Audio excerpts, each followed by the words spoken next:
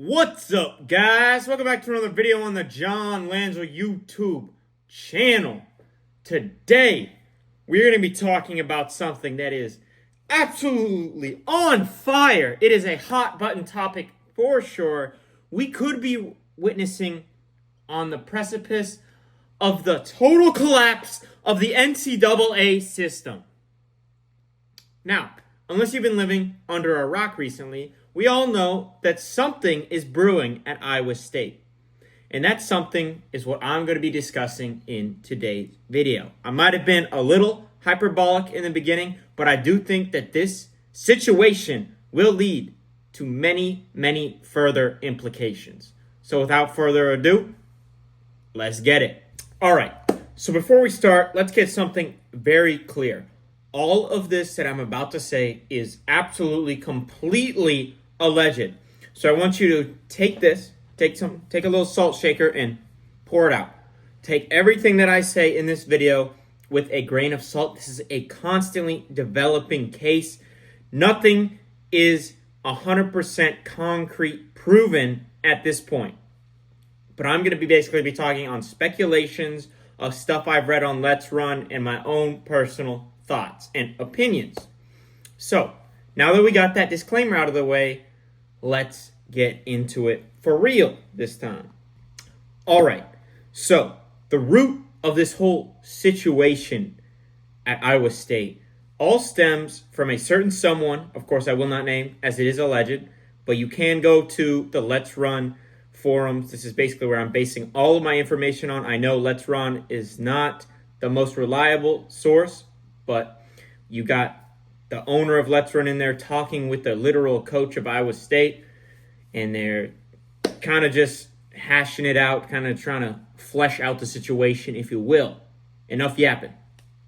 Point of hand. A certain someone was caught with a certain substance at Iowa State. Now, this substance is a very, very prolific substance in the sport of distance running and cycling and basically any endurance sport, and that is EPO. Now, this means that this guy had to get it from somewhere. This guy is from a certain state, but he's located in Ames, Iowa. I don't know if you have been to Ames, Iowa. I myself have. I got some family out there. Ames, Iowa it's not like a big bustling city. It's not a major conglomeration of places. He was getting it from somewhere, and that is really the root of the problem. Where was he getting these drugs? Now, there are some speculations that he is getting it from a certain runner at Furman who saw a lot of success last year. And if that's true, that just absolutely hurts my heart, because he was definitely a guy that I looked at and I thought, that's a dog right there. He even beat my goat Yassine in cross nats, which would make Yassine a podium guy, top 3, but it's all alleged right now. There have been other speculations naming a certain Villanova runner that we all know and love, but those are just speculations. Those are just ideas, because this guy is located on the East Coast, and it would make a lot of sense that he got these drugs from those people. But of course, this is all alleged. This is not true at the moment. Another aspect of the situation is, how deep does this situation run?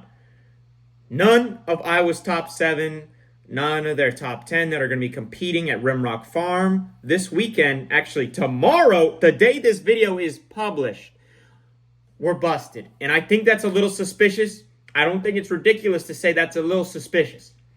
It's just your bottom guys that are doping. Your bottom guys are the ones that are doping. Now, I have heard some people arguing that they just took the substance because they were the bottom guys and they wanted to compete for a top 7 spot. And that does make a lot of sense. But at the end of the day, if you got a little bit of mold on your sandwich, it runs deep and it spreads like wildfire. I just find it hard to believe that it's just your bottom guys that are caught. There's a certain amount suspended. Some are speculating it's like 5 or 6 people suspended on the team. There's been no direct correlation. There's been no actual statement made. I mean, the coaches came out and said some things, but he is basically saying a whole lot of nada. All he's saying is that someone was suspended for breaking team rules. Now, what are team rules? I'm not sure. We don't know. He won't say anything.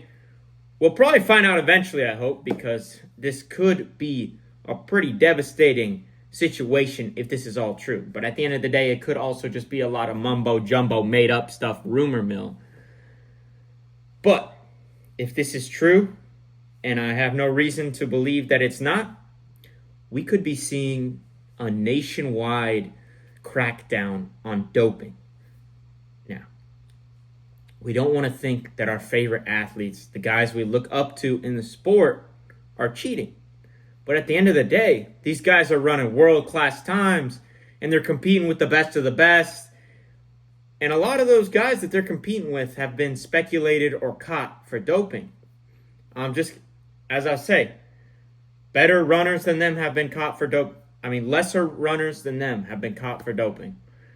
And that's kind of makes things a little suspicious. I really hope the NCAA does something about this. They probably won't. Looking back in the day, Parvesh Khan was caught. They just kind of swept that under the rug, and he was just excommunicated back to India. Shout out my GOAT, Parvesh Khan. He did nothing wrong. But the NCAA has the ability to do something that we have not seen before, and that is actually crack down on their athletes and actually test them like they're world-class athletes, which they are. An aspect of coming to the NCAA is you probably don't think you're going to get drug tested. There aren't a lot of real drug tests. The main concern of actual drug tests in college athletics is like drugs, like weed. Like, they don't actually do these real intricate drug tests and random drug tests like they would in WADA. Now, of course, the top of the top will get tested in the athlete pool if they were a pro athlete, like by World Athletics and stuff like that. But if you're just like a mid-level guy, maybe just like slightly below All-American, you can make a national meet, but you don't actually compete at like these big meets like world champs, you can get away with a lot of stuff. And that's dangerous. That's extremely dangerous. And I think that's why we kind of have to look at this situation and just cut it off at the tail. Cut it off at the head. Cut it off wherever you want to cut it off and just fix it. Because this is a real problem that we do not talk about in the NCAA. We are seeing the best team in the nation getting the rug swept out from underneath them.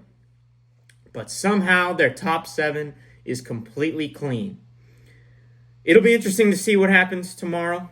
I will be going down to watch my siblings at the state meet. If you're there, please don't be afraid to say what's up. I love interacting with fans. But without further ado, I think that basically wraps up the whole situation. As I said, there isn't much to really talk about. But I did forget one thing, something actually hilarious. A week ago, a certain runner on their team, I'm not going to say his name just because it really doesn't matter. It was one of their top guys, was arrested for a hit and run. He probably did nothing wrong. It was probably a simple misunderstanding as he is a foreign athlete. It's just a bad situation that it had to happen so close to this problem. And he was arrested, but he's out of jail. He's been out of jail. He's locked in for conference. He don't care, but people are blowing it up like something crazy happened. But I don't think it's a big deal. Stuff like that happens all the time. Misunderstandings and all that. But yeah, without further ado, I think that basically covers everything I did. I spent a lot of time researching this topic, aka class work time, probably time I should have been paying attention in class. I was just going on my computer, looking on Let's Run, reading the whole thread top to bottom. It's very interesting stuff. Hop on there if you want to learn any more. There's a thread going on. Probably just a bunch of hearsay, they say. No actual concrete evidence at this point because the head coach doesn't really want to say anything about athletes suspected for doping. And they're not really supposed to say stuff like this as it's a developing, constantly changing case. We're learning new things each and every day by the minute. But yeah, I hope I did an adequate job of explaining to you. Don't forget to like, subscribe. If you enjoyed this video, check out another one. Peace out.